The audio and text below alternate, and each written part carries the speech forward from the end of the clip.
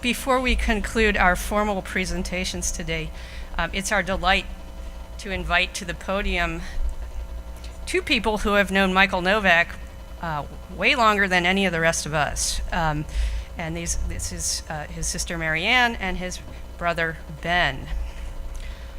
Marianne is based here in Washington, and Ben has traveled to be with us from his home in Florida. We are so grateful to hear from both of you, and I think Marianne will be gracing us first. So, thank you, Marianne. Welcome. Thank you. I appreciate very much the many generous, thoughtful, and cogent remarks today about my brother Michael. He would be the first to agree with all of you.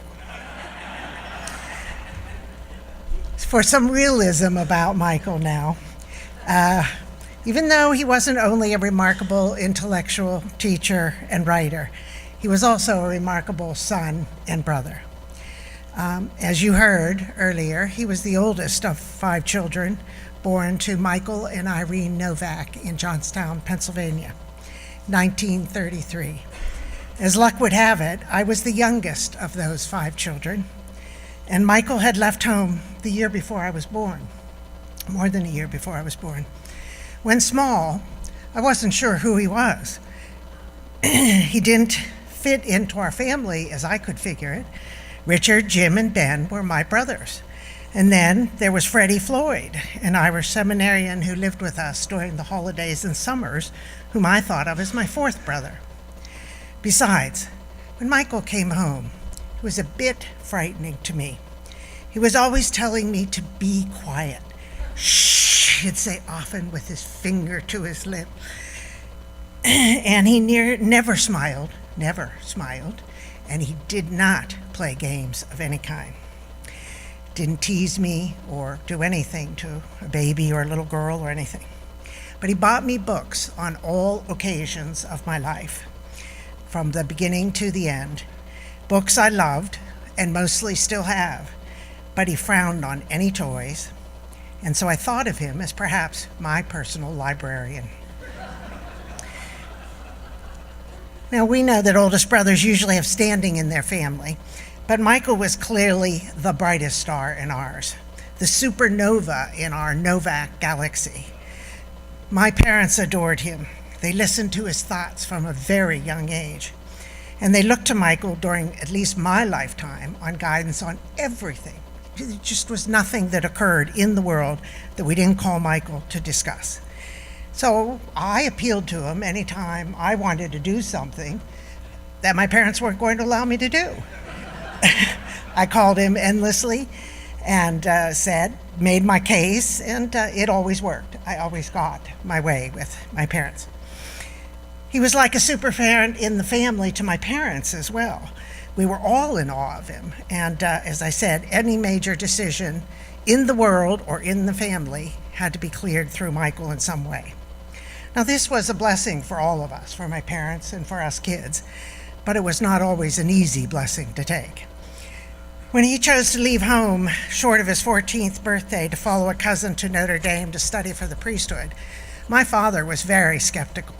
He did not think that he had a real call to the priesthood, but he permitted him to go because even then Michael was insistent on having his own way.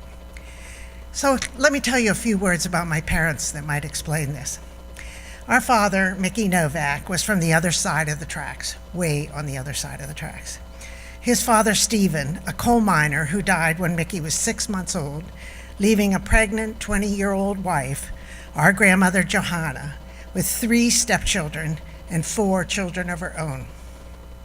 She was always committed, though, to the preservation of culture, sent money back to then Czechoslovakia to encourage the building of the culture and the religion there. And Mickey's education was particularly important to her. She had lost the last baby that she was pregnant with, and so Mickey became her baby. And he was the only son that wasn't sent to the steel mills to work. His first job was at age 6, where he ran up the hill to set up polling bins for a bowling alley there for a dime for the evening. He did not finish high school even, but went to work full-time to support the family and to prepare for his own family. After all, he had proposed to his wife-to-be in kindergarten, and he prided himself on never looking at another girl again. Mickey was a natural salesman, a life insurance salesman for Metropolitan Life. He loved to tell jokes, the same ones Michael told. He put everyone at ease with his intense interest in them personally. If he got on a train, he knew the life story of every person on that train going down to Florida. Believe me, everyone just came and told them their problems.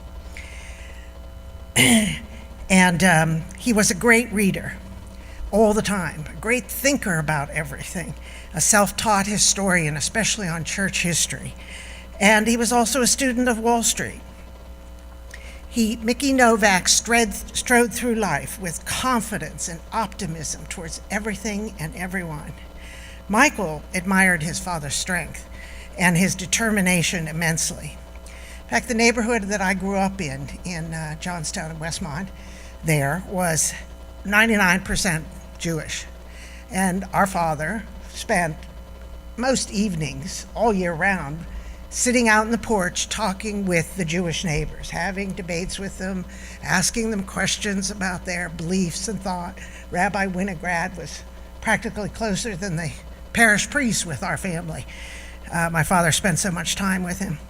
And Michael really, really admired that in my father and emulated him in all of those ways. In his last years of his life, I would say to Michael, often exclaiming, "Michael, you're just like Daddy." And he would turn and look at me surprised that anyone had noticed that they could see it, but I think pleased that it was recognized. Now, our mother, Irene, was from a middle-class religious family. Her mother was born in America, but her father, Ben, had come over from Slovakia in 1900 to escape the oppression of the Hungarians and to live freely in America, following several of his brothers who had come here. His greatest gift to his family, he always said, was his Catholic faith. While Mickey Novak was not the young man they had in mind for their only daughter, Irene, Ben and Anna Sackmar knew that Mickey's mother, Johanna, was the holiest woman in Johnstown, and that Mickey was her pride and joy. So they also came to realize that Mickey wouldn't give up Irene for anything. Our father had a strong authoritarian personality, except with Michael, while our mother was the sweetest, most loving mother ever, especially toward Michael. From his mother and her father, Ben, he received his deep Catholic faith. In fact, our friend Uri from Slovakia just wrote an article talking about Michael's remembrance of seeing his grandfather praying every day under the picture of Our Lord at Gethsemane, and how much it impressed on him the importance of praying. So there's where he received his Catholic faith, all of his religious sensibilities from there.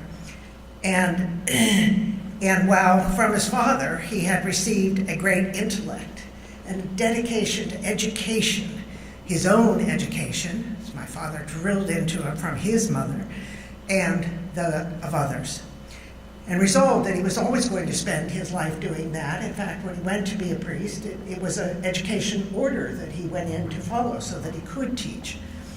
I'm sure he was intending to go to Notre Dame and teach there so he could get to all the football games.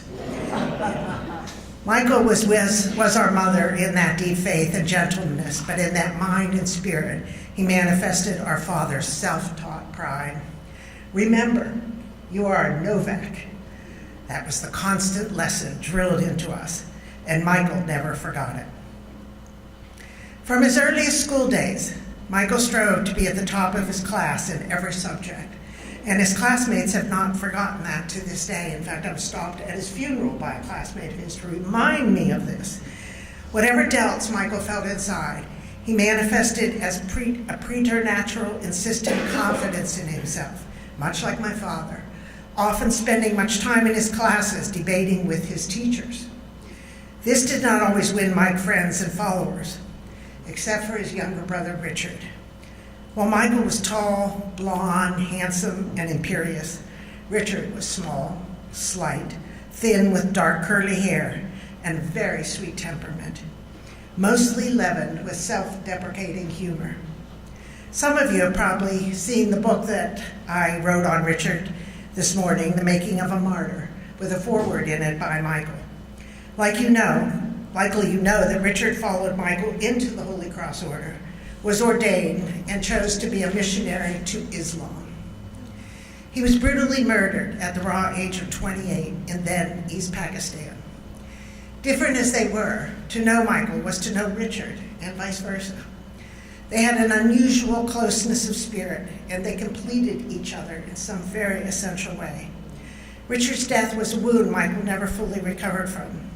Here's what Michael said about Richard in notes that he kept, and in an article that he wrote for American Spectator a decade ago. Dick was born in 1935 when I was almost 2.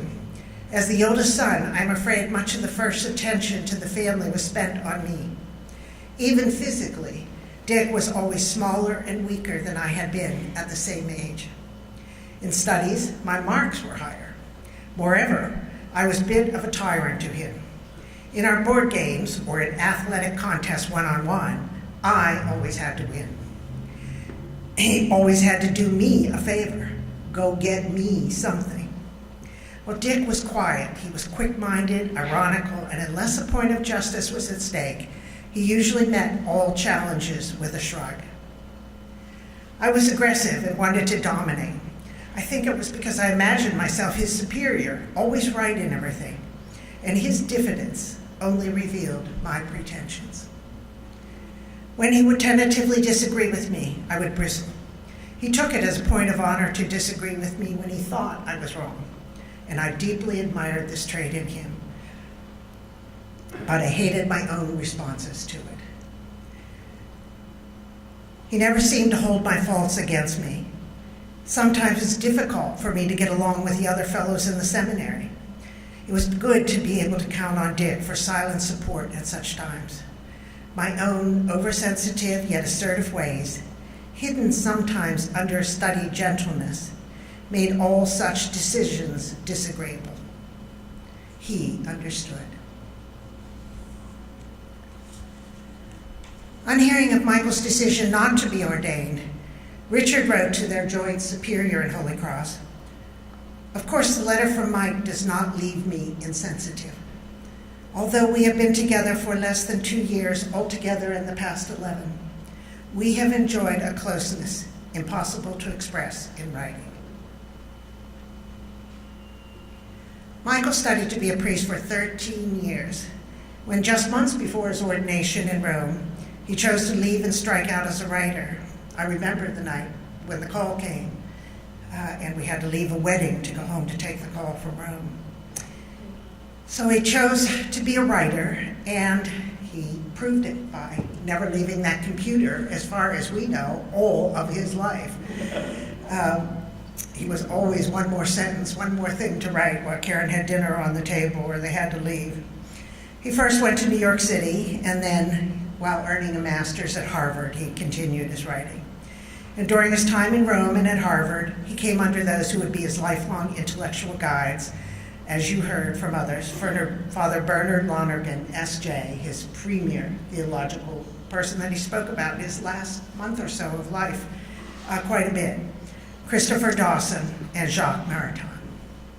These men resonated within the texture of our faith and philosophy, which was formed on the greatness of American freedom, the beauty and importance of the Catholic Church, the struggle for the freedom of Czechoslovakia from the communists. We stayed up all night in 1956 whenever they had the attacks going on that night, what was it called, something spring in 1956.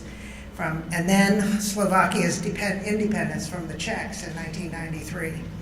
We followed these so closely. And these themes were woven deeply into all of our cores. But Michael, as the first son, was to take them up one by one in his writings, in his mind, and in his heart. I'm sure you all recognize them. We've talked about them all day today. But we also recognize our dear parents in Michael and ever remember the close spirit he and Richard shared. Richard gave his life for his Catholic faith, and Michael applied his full intellect to it and everyone else's that he could touch. They both made sure none of us kids would ever forget that we were Novaks. Michael was, in fact, the lodestar of our family, as you may have gathered. He was a towering intellect, as you all noticed, the guide to our Catholic faith that no school or parish church could ever compete with. There was no pope that Michael had another opinion on. We didn't follow Michael, you know. He was our global travel advisor. He was our interpreter of our important Slovak heritage, our political arbiter across the country until Ben took over with Trump, our sportscaster, of course, especially in football season, and our betting manager. We have all been guided by his brilliance, by his success, by his kindness and his generosity to us. And we are today still circling in his firmament. Thank you very much.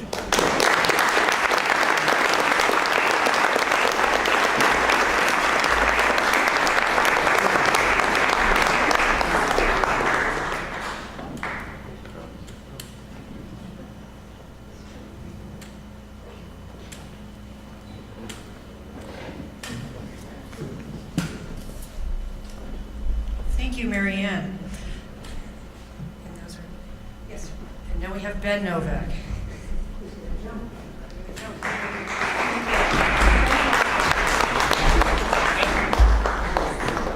Well, it's a great pleasure to be here. I held a relationship to Michael that no one else had. Of course, I was his brother, but there were 3 brothers, so that doesn't count. But I was his valet for 6 years. And in 2011, Michael was he'd made his decision. He was going to reside in Ave Maria to give himself to Ave Maria University full time. And he was having some operations, so he asked me to come down and help him out. So I volunteered to move down if he'd buy a house where I could smoke outside. And he did. He rented a house. So I got to see him in action for 6 years, which was a real great fun for me. I would cook those meals. He would come home at noon and say, "We're having 14 people for dinner." And I'd have to rush over to Publix and put something together for 14 people, of which only 8 showed up. Anyway, I would make 2 to 3 or 4 dinners for 6 or 8 people every week. And it was great because he loved seeing people, as you've heard everybody describe.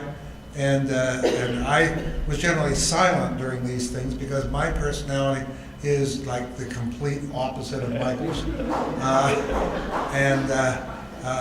I used to, when I was elected trustee at Penn State, students would come and see me. I'd hand them a book, read this, and because if they didn't read it and come back, I knew they were a snowflake and they weren't worth it anyway. So Michael would ask the interest and show all the interest, and I was much more like a drill sergeant in the Army. And that was my approach to things. So it was great for me to watch Michael meet people. He just loved meeting people.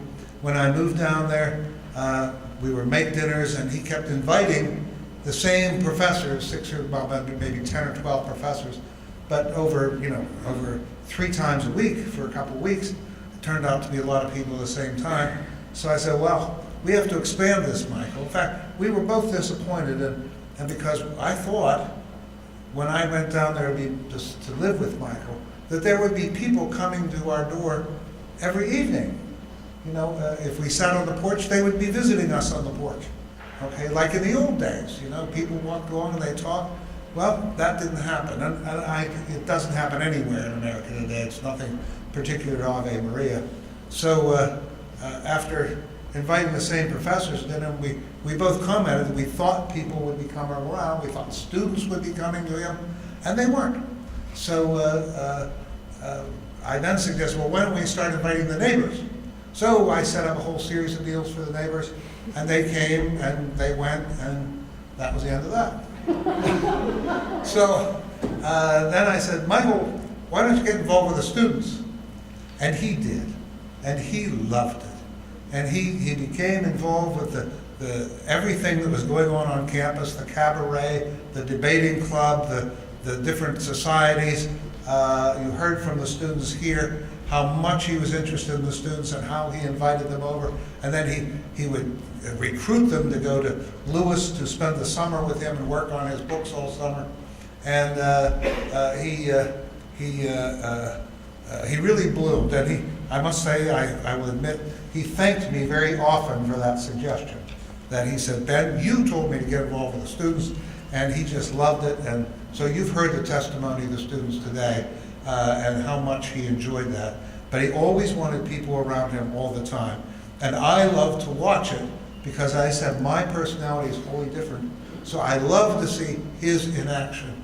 And it's been well described by everybody here today in the video and from this platform who has described it, and I loved watching Michael in action. So I felt it was a great joy to be down there. I do want to mention that for the first year down there, he said, Ben, you love dogs. Why don't you get a dog? Well, I thought he was talking to me about my love of dogs, which I do love dogs. But I always ignored that because I know how much time a dog takes. I mean, if you really love a dog, which I do, if I got a dog, it would take 3-4 hours a day. So within a year, Yana, his daughter, visited Michael in Lewis, Delaware with her 2 dogs. And of course, Michael said, can I have one of them? And he calls me up and says, Ben, I have a dog for you. So he brought, or I came up to Lewis and picked up Hollow, and I knew what this was going to be. In addition to making 3 or 4 meals for a dozen people a week, I was going to spend 4 hours a day taking care of the dog. So I mean, I would walk the dog 4 times a day, about 45 minutes a walk. So that's almost 4 hours on walks. So the dog took a lot of time. And I want you all, when you there's a new video about Hollow, the dog, on YouTube, put out by the university. So put in Hollow, Hollow, Ave Maria, and one of the first 4 or 5 videos will show this dog an Ave Maria. So you can see Hollow, this beautiful dog that Michael, Yana brought the dog to Lewis. The dog loved men rather than women and just immediately gravitated to Michael. Michael loved the dog, so he calls Ben and says, Ben, you have a dog. Well, I do love Hollow. But there were many things that he did, so we're going to share another one of them besides looking at Hollow on YouTube. I'm going to share another very nice one with you. We've had, Rob Klusik has had these coasters printed up, and on the back of it, on the lighter side, is a song, and we're going to invite Rob up to sing that song. So Rob, while you're coming up, I'll just explain it. Michael changed the prayer at meals. He borrowed from, why do I forget the name right now? Hilaire Belloc. Hilaire Belloc, a prayer which he began to say at every meal when people were there. It was, wherever the Catholic sun doth shine, there's plenty of laughter and good red wine. At least I've always heard it so. Benedicamus Domino. That was his prayer before meals instead of the normal one. And Rob Klusik, who is the attorney in Ave Maria and also our representative to our association there, just elected, had written some more verses to it and put them to music. So Rob has traveled the whole way from Florida to come here to sing that for us, so that you have something to remember. And I hope if there's a custom or tradition that you incorporate to remember Michael Novak, it's the Hilaire Belloc prayer, okay, that you can say before meals. Rob? Thank you, Ben. And I guess I prepared remarks, and I did fly all the way here today, so I have very short remarks. But it's actually that he was a renowned scholar, diplomat, and author who was friend to Lady Thatcher. and Pope John Paul the Great, but also, as we've heard, not just to students, not just to people in an intellectual or an academic environment. He was also a friend to the simple people in town, and just pedestrian people he encountered every day. He actually was our friend and our neighbor, and didn't put on pretense, and it was a joy to know him. And I wrote this as part of a way to eulogize him, and the whole point of it is, I think the essence of Balak's words are to appreciate the simple joys in life. And that was the spirit in which I wanted to elaborate on that, to eulogize and remember Michael. So, with all due respect to Balak and Novak, I will teach you this toasting song. And if you want to find later on, you can look it up on Facebook, Michael Novak Toast. So if you forget the tune, I didn't really write the tune, it's just some Irishy tune that came to mind. I'm going to ask you, I'm going to sing the first verse, and then I'm going to ask you to repeat it, and then I'll sing the other. We're singing verse 1, verse 5, and verse 6. Where'er the Catholic sun doth shine, there's laughter and there's good red wine. At least I've always found it so. Benedicamus Domino. So now we'll all try it again. Where'er the Catholic sun doth shine, there's laughter and there's good red wine. At least I've always found it so. Benedicamus Domino. Outlasting many other ends, we've laughter and the love of friends. As seasons come and seasons go, Benedicamus Domino. We raise a prayer and raise a glass, that sun and joy may ever last.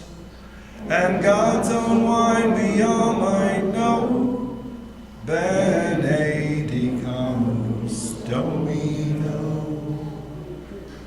And you should always probably have a glass of good red wine or a Manhattan in hand. But please, he was a man of culture. This is culture. Take it with you. Use it. Use it in your life, and you will have an invocation of a wonderful man, and his prayers, I'm sure, will be with you when you sing it.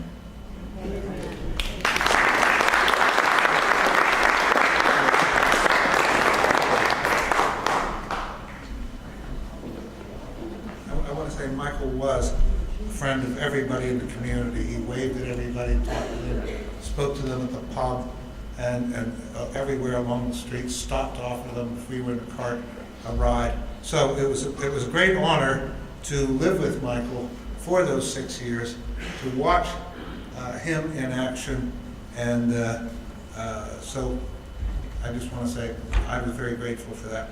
Thank you.